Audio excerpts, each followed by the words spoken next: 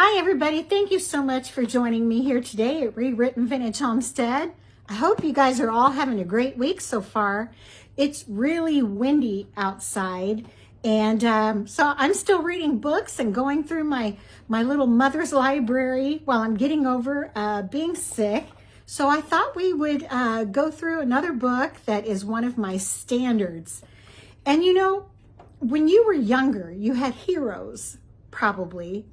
Barbie, John Wayne, who knows? Mine have always been kind of history heroes like Abraham Lincoln and Frederick Douglass. But, you know, it's harder in today's world to find heroes, everyday heroes. But I think I found two. One of them is Cole Summers. He was a 14-year-old boy, had an extraordinary life, homeschooled, and ended up doing some fabulous things that some people go their whole life and never do. I already did a book review on this, and I'll include it above in case you missed that one. But boy, what an inspiration he was. And my next hero, everyday hero, would be Dolly Freed. Now, Dolly quit school at the age of 14. Her parents were married. She has a brother. Her brother went to live with her mother, and Dolly went to live with her father. Dolly and her father both were philosopher types. They questioned things a lot. Why do we do this? Why do we worry about this? And basically, they both had the same train of thought. Dolly didn't want to go to school because she was very, very intelligent. And she said school at that time was geared towards the students who were the slowest, which, you know, is still done today. And so the students that are high achieving get bored. And so she thought, you know, why don't I can't learn things that I need to know every day in the school system. I'm just going to go out in life and learn them. And her dad didn't want to work. You know, we find out later more about Dad, but Dad just wanted to live a life of bumming around and doing what he liked and spending his days foraging and hunting and creating things. And so did Dolly, and they were very, very close. And so that's the life they created for themselves. So she quit school at the age of 14. And her mother wasn't happy about that, but she was living with her dad at the time and he allowed it. And she read and she read and she read. And they created a life called Possum Living. That's the name of Dolly's book. It's called Possum Living. And let's talk about it. The reason they call themselves possums, Dolly explains in her book, is we just drift along from day to day. We have a roof over our heads, clothes to wear, and we eat and drink well. We have and we get the good things of life so easily it seems silly to go to some boring, meaningless, frustrating job to get the money to buy them. Yet almost everyone does. Earning their way in life, they say. Slavery, I call it. Sometimes Daddy frets and says we are a little better than possums living this way. Possums can live almost anywhere, even in big cities. They are the stupidest of animals, but there were possums on Earth millions of years before men appeared, and here they are still going strong. Who can say if we or they will outlast the others in our good green world? They're all fat and sassy and love life, or so I like to believe. And nothing you can do will persuade one to work in a factory or an office. Possum living is what we call our life here now. So possum living is a form of rebellion. A rebellion against institutions, jobs, ways of life that you don't enjoy. You know, their way of thinking is you should just mutter along so you can enjoy life and don't conform to the institutions of the day. Rose. Dolly and her dad, they had a hero who was an ancient Athenian philosopher named Diogenes. And Diogenes gave away every possession that he owned because he said, possessions own you. You don't own possessions.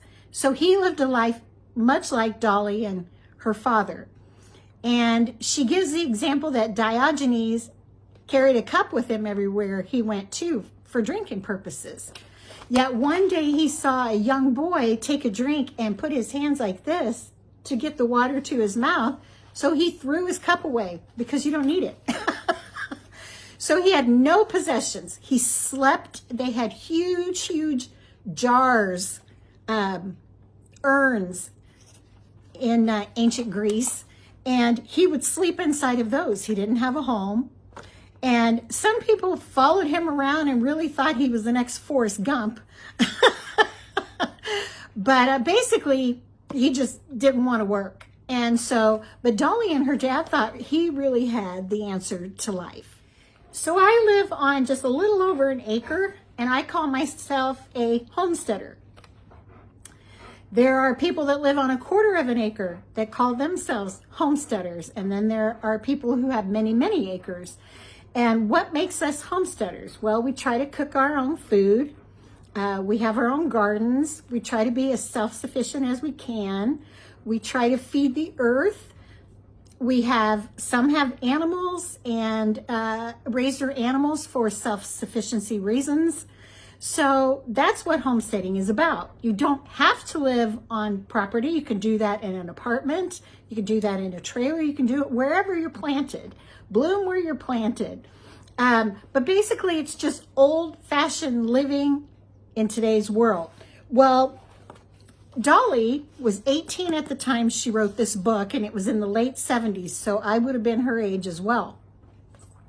She'd been out of school for 4 years already, so her dad didn't work. She didn't work. When they needed money, they would do little odd jobs enough to earn money. But their house was paid for at the time, so that was a big expense that they didn't have to meet every month. But in 4 years' time, she learned how to cook. She learned how to hunt. She learned how to forage. She learned how to dress out animals that they were going to eat for dinner. She learned all of the things that we call homesteading. What she thought was interesting back then in the 70s was that you were considered a hippie if you were a homesteader and lived the type of life that she lived. She starts off by saying, why is it people assume one must be a hippie or live in some dreary wilderness or be folksy and hard-working, back to nature, soybean and yogurt freak in order to largely bypass the money economy? My father and I have a house on a half-acre lot 40 miles north of Philadelphia. Hardly a pioneer homestead. We maintain a middle-class facade and live well without a job or a regular income, and without working hard either. So, if you think about it, Mother Earth News was fairly new in the 70s, and that was a big publication back then. And, people did kind of have the idea that you were some kind of hippie if you were trying to live off the land or be more self-sufficient. I think that's funny, and I guess that makes us hippies then, right, too? Because that's what we want to do, is we want to kind of shun and get away from the material things and the government and take care of ourselves a little more self-sufficiently. So let's get to the why. Now let's remember, Dolly is only 18. She's been doing this for 4 years, since she was 14, but she's been listening to her dad her whole life. So what we read in this book is a lot of her father's philosophy. Now, her mother owned a candle business, and apparently it was a fairly successful candle business in Philadelphia. And when her parents divorced, mom was the financial breadwinner, because even when they were married, dad just kind of worked jobs here and there and worked for her as well. So he really didn't want to stop the way of life that he was living. But the best quote I could find as to why was when she said, it's easier to learn to do without some of the things that money can buy than to earn the money to buy them. So let's think about that just in the context of food. It's easier to go out and pick some apples and make applesauce. You can do that in a couple hours, right? Than to have to go work 2 or 3 hours somewhere away from home that you're not enjoying life, or you may hate your job, just to buy that jar of applesauce. Now let's talk about Dad's philosophy. Number 1, sure, you have security when you work, but the slaves on the plantation didn't starve either. Number 2, the Social Security system is an obvious pyramid game and can't be trusted. Totally agree with that. You know, we're always being told that Social Security is going bankrupt. Everybody gets in a panic every year. Social Security is going bankrupt and they're going to take it away from us. It is going bankrupt. And you know, in corporate world, you have line items. You have budget lines that you're allowed to pay things out of. Let's say you have a line for Social Security. That should be for Social Security only. But our government goes into that line and borrows money and takes money out for other projects. And to me, it should be the same with the Social Security line that it is with budget lines in corporate America. You cannot move around the two, especially when you have so many people that have paid into that. It's our money. It's not theirs. Number 3, there's really nothing I do now as a young man to live that I won't be able to do as an old man. Well, there's some wishful thinking, right? That's easier said when you're a young man than when you're an old man. I know there's lots of things I could do when I was younger. I sure can't do now that I'm 62. So that was pretty wishful thinking. It's unmanly to worry so much about the future. Did Caesar worry about his old age pension when he crossed the Rubicon?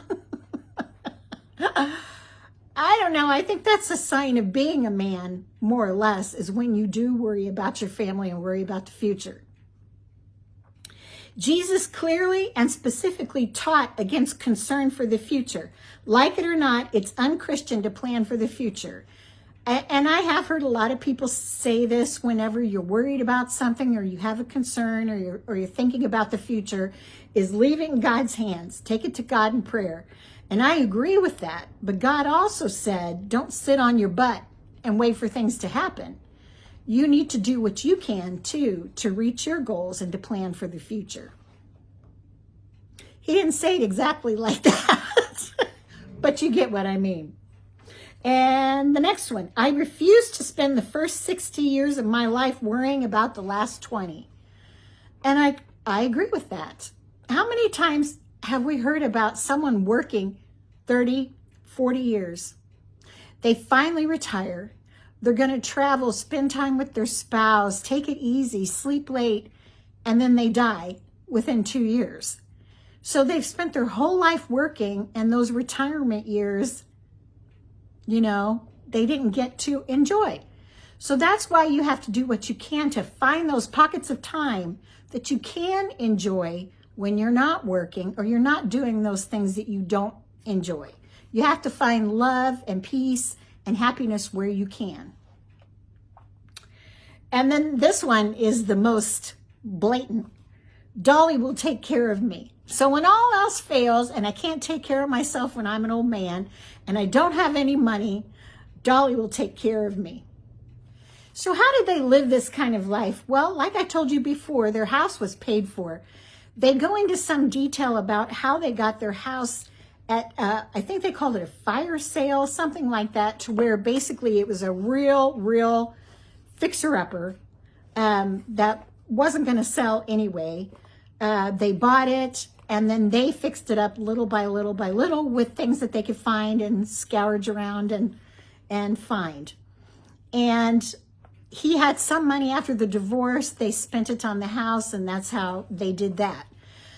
Now, as far as food, as meat, they hunted, they fished. Now, this is the part that was really gross, in my opinion. They kept rabbits in their basement. Why? Well, it was easy. It was, if you decided you wanted a rabbit for dinner, it was just as easy to go downstairs and get one than it was to run outside when the weather was bad and get one. Plus, they were easier to take care of in the basement. So their whole basement was taken over with rabbits. They had chickens, and they got their eggs. They used their chickens too. They would eat turtles that they could find. They would fish.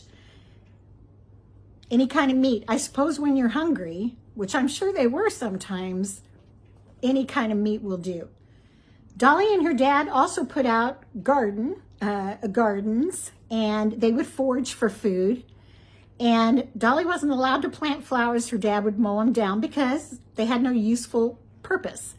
But food did. But even food was thought of in a different way. Those gardens were not fancy. They did not weed. They did not mulch. They didn't do anything to make it look attractive. It served a purpose, and that was to feed them. So, they grew their tomatoes and their peppers and that kind of thing. They also preserved. So she had a dehydrator. She would dry their foods. She canned. Now think about this. This is an 18-year-old girl who did all of this, because if she didn't, she and her dad wouldn't eat. She made breakfast. She made lunch. She made dinner. And she talked about one chapter, what do you do all day? Well, a whole lot of your day is spent making those meals. You're cooking from scratch every meal, or you're foraging food, you're trying to preserve food, you're hunting food. So basically the day is spent finding food. So if you think about it, it's a lot like the early hunter-gatherers, isn't it? You spent all of your time searching for food, where now we just go to the refrigerator and get it, or go get fast food and get it. But when you don't have the funds to get it, you're working for it. Dolly and her dad didn't have health insurance. They refused to pay for it. He didn't have a job. She didn't have a job, so they didn't get it with their jobs. They would try to heal themselves medicinally, a lot of times with alcohol. Dolly talks a lot in the book about the importance of alcohol, and this is very interesting. This is a young girl talking. And basically, alcohol can cure anything. If you're depressed, you have a drink. You're having trouble sleeping, you have a bad cough or a cold, alcohol. There's a chapter in the book that shows you how to make a still, that tells you how to make your own alcohol. So alcohol was very important in that household, just as important as food. And so anything, any illness that they would have would be either you wait it out and you'll get better, or you absolutely don't go to the doctor unless you're near death and it can't be cured by alcohol. So what did Dolly do all day when it was wintertime and she was bored? Because you couldn't be outside. You couldn't be out there fishing or swimming or doing those types of things. You were stuck inside most of the time. She says in her book, we read a lot and I pursue my studies. I quit school in the 7th grade and now feel this compulsion to be constantly improving my mind. Now, that is a lot of self-awareness for a young girl, that she doesn't want to be, even though she thinks she's right in her way of life. Her dad has convinced her that their way of life is a righteous way of life. She still doesn't want to be left behind scholastically, mentally. So she's always studying. I found that very interesting, that was still really important to her. How did I happen to quit school in the 7th grade? Daddy thinks compulsory education is a fraud, nothing but glorified babysitting, and I hated it.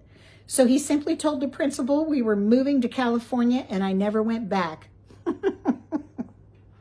Not having to go to school, I had time to actually learn something interesting and useful, such as how to make moonshine. There we go with the alcohol. How to buy a house at a sheriff's sale, how to make money in business, how to repair a house, and even how to read and write. What would I have learned if I stayed in school? Exactly what the slowest member of the class would have learned, because that's how they teach. And the subjects, social studies, and new math, where you learn about all the sets and graduate not knowing how to balance a checkbook. And home economics, where they teach you to be as uneconomical as possible. Betty Crocker propaganda. Now, she's really full of herself, isn't she? She's the whole book is written really sarcastically from a young person's viewpoint. Everybody says we're a bunch of hippies. Everybody says we're a bunch of dummies because we don't work. You know, everybody says what we're doing is ridiculous. Well, I'm going to show you why we're so smart. And I'm going to prove it to you that you're the ones that are running around in a rat race. And we're enjoying life. So you have to remember, it's the lens of a young girl who hasn't had the social kind of interactions with others that a typical 18-year-old would. And she is a bit sarcastic because her dad is a bit sarcastic. So if you want to see Dolly in person, you can go online and Google Possum Living. There was a little expose about her back in the 70s, about her life. And she shows you the bunnies in the basement and the chickens and her daddy and their way of life. And she was just an 18-year-old girl then, so it's all right there on YouTube. She was invited to the Merv Griffin show, if you remember that, back in the late 70s. I watched that interview as well, and I really Merv Griffin really kind of ruffled my feathers. Dolly had written this book, and it was a bestseller. She's 18 years old. It's a bestseller in the 70s. She wrote it. She drew the illustrations. She found her publisher. She did it all by herself at the age of 18. And she's telling Merv, who invited her on the show, about their way of life. And she said, you know, my clothing, I got at Goodwill. I spent $0.25 on this sweater, 10 cents on this shirt. I cook, I do this, I do that, we hunt. And Merv says, and you live off of everyone else. And she said, no, we don't take welfare. We don't take any government money of any kind. If we need money, we'll go out and do an odd job or two just to earn money. He automatically jumped to the conclusion that they were getting government assistance and that's why their life was so gay and merry. You know, and I thought that was a little harsh for a young person. You know, if he wanted to address that towards her dad, that's one thing, but towards a younger person, I thought that was a little much. 30 years after Possum Living came out and was published, Dolly wrote a follow-up that they include in the back of the new books that you get. And she says, I wrote Possum Living more than 30 years ago when I was a cocky 18-year-old. The amazing thing is how it's still right on target. Prices and technology have changed, but the principles have remained the same.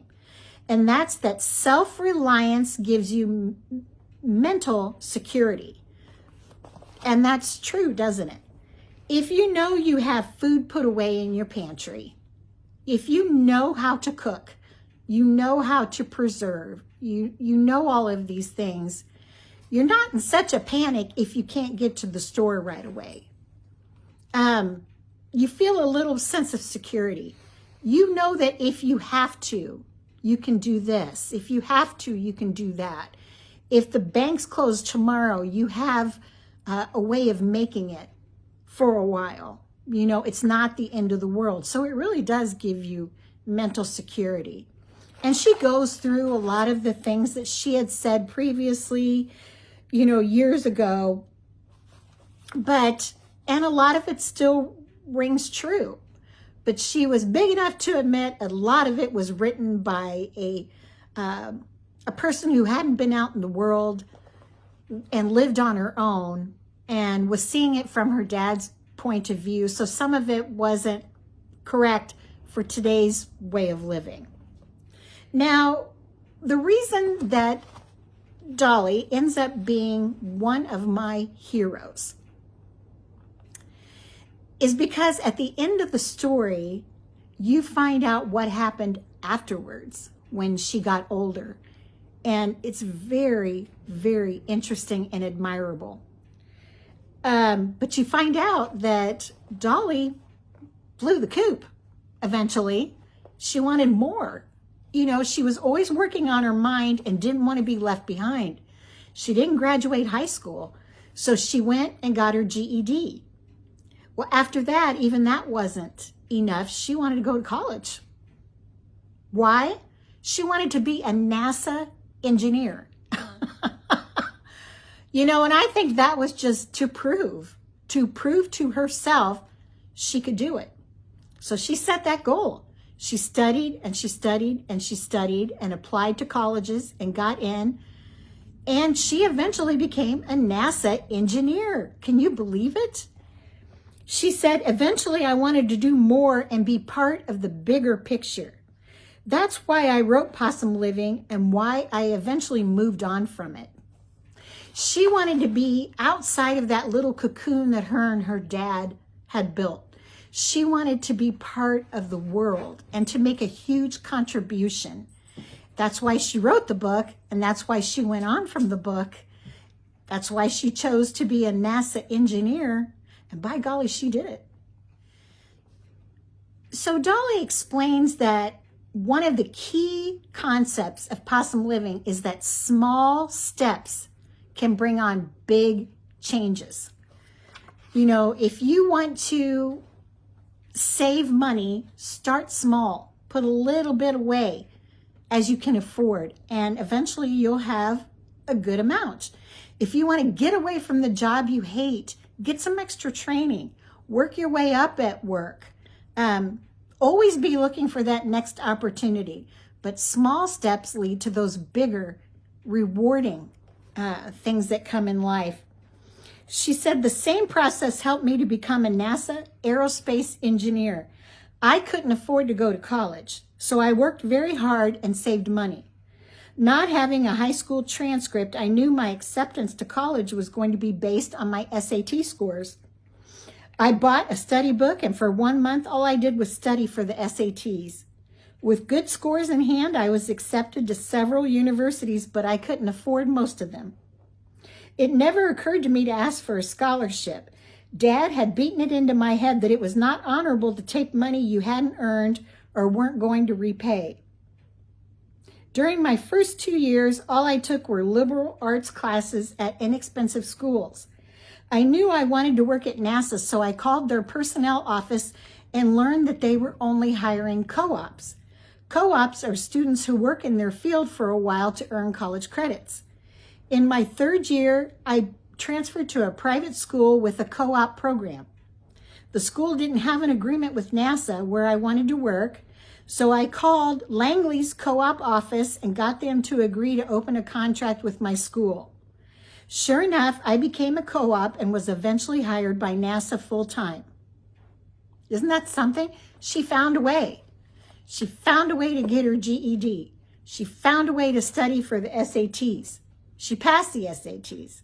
She found a way to work at NASA. You know, don't let obstacles hold you back.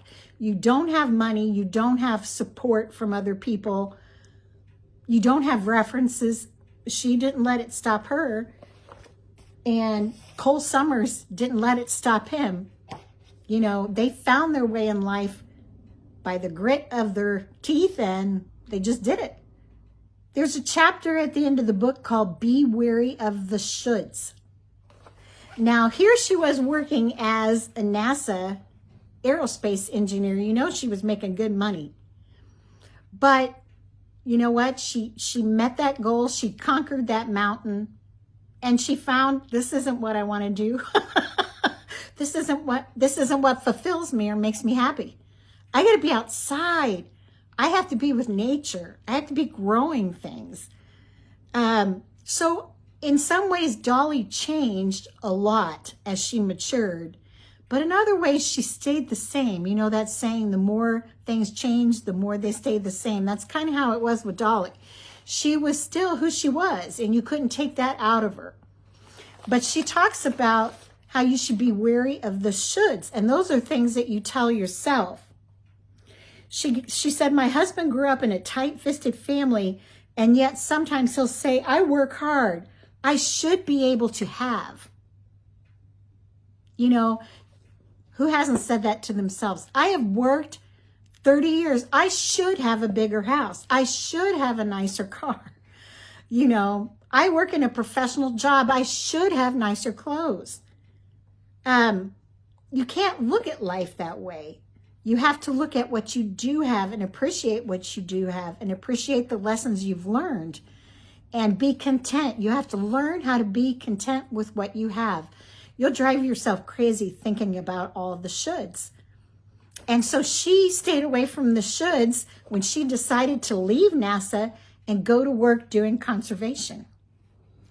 Dolly found work in the area of conservation. She knew a lot, but she took some extra classes to learn how to teach it and nature, how to identify things. And she was teaching children, and she just loved it. That was her calling. And so as of the time this book was republished, that's what she was doing. She had several children of her own. She was married. I believe she lives out west in Texas. So on the other side of the United States than when she grew up.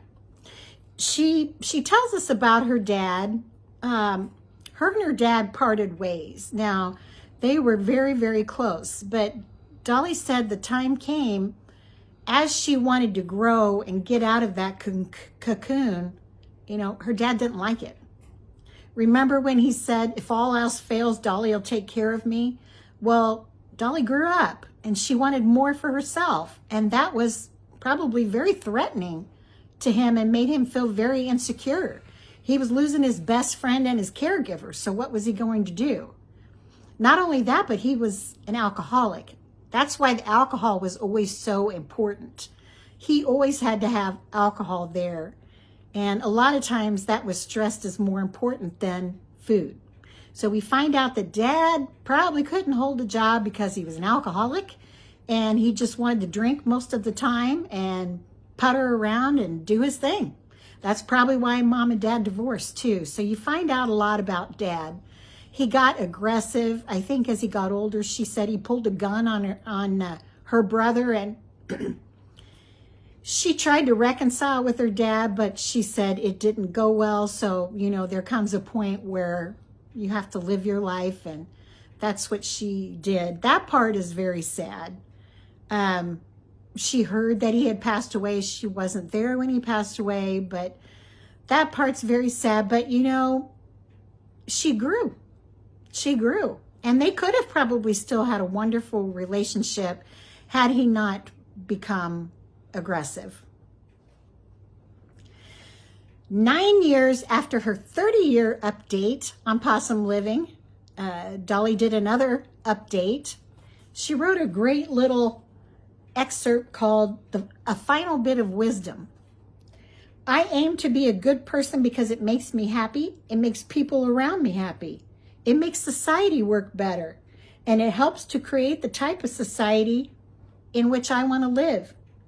I'm going to die anyway, and I want to have lived with honor, grace, happiness, and kind deeds. Ask yourself what you aim to be and what you should be doing. Are you living the life you ought to be living? If yes, then good luck to you. And if not, start taking control of your life. It can be done. It should be done. Do it. You don't have forever. I love that. I just love that. She took control of her life. Now, I bet she enjoyed it, not going to school from the ages of 14 to 18. You know, that was probably fun. You'll see in the documentaries about her that she still dated. She went to dances. She did fun things. She did all kinds of things that young girls do. She just didn't go to school. But after a while, the world really was bigger than just her little area of Pennsylvania, and she wanted to see it. And I wonder if maybe that being asked to be on Merv Griffin and going clear across the country and seeing different things didn't fuel that as well. Plus her drive, wanting to just show herself what she could do. But even after you do that, you still come home to who you are and what brings you happiness, and that's what she did. And Dolly Freed really is a hero of mine. So you guys, I hope you enjoyed this book, and I hope you'll give it a try. You'll watch the documentaries on YouTube. She is so interesting. And I'm going to keep going through my books, and, you know, as time goes on, hopefully I'll find a couple more heroes, everyday heroes that I admire. And when I do, I'll share them with you. I hope you guys have a great week. Like, subscribe, and share if you haven't already. I really appreciate it. Come back and see me.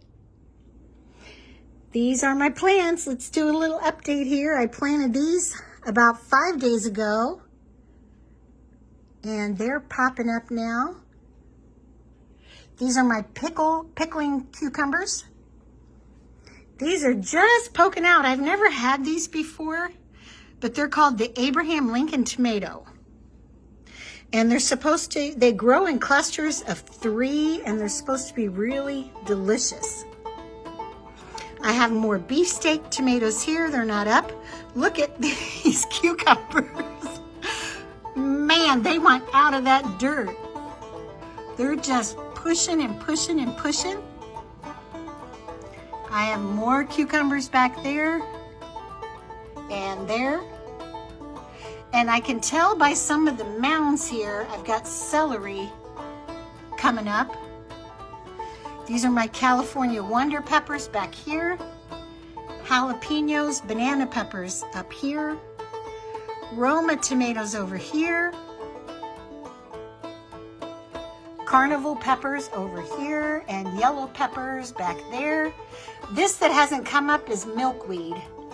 You know, that's hit and miss. It might not. But this is what's going on in my possum kitchen.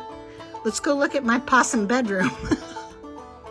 So here in the bedroom, we have Best Boy, cherry tomatoes,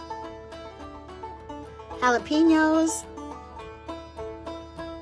Better Boy tomatoes, beefsteak tomatoes, and zinnias. And I've got my pea pots here, and I'm gonna start transplanting probably this evening.